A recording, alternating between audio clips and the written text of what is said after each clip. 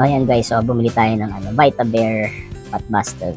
Hopefully makatulong sa pagpa-trim down. No? Sealed siya. In-order ko via TikTok. Ngayon, hindi natin masyado mabasa. So, try natin with flash. Kasi light color, dapat hindi puti yung Hindi puti. Dapat dark. May kontra. Pero nakasulat dito, 2 capsules on an empty stomach. Locally made, Pasig. Hindi lang din masyado mabasa pero nakikita ko Pasig.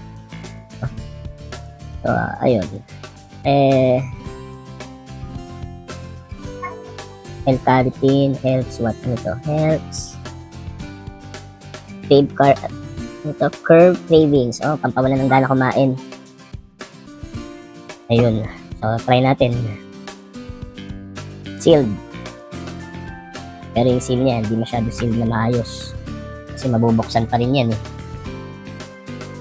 Andun ako may pa siya sa loob. Pero yung outer seal, masyadong maliit.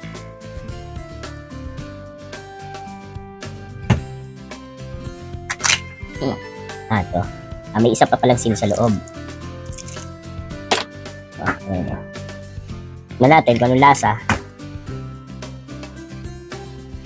Yung expiration date niya matagal pa. 2025 pa. March lang nagawa. So, 2 on an empty stomach.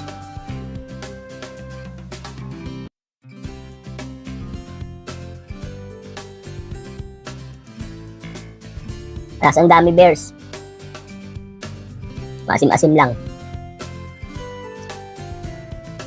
Ang kumain ng ng palok.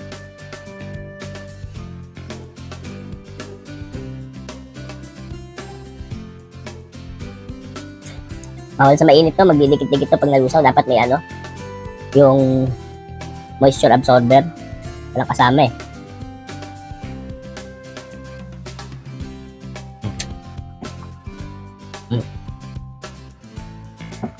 Try natin.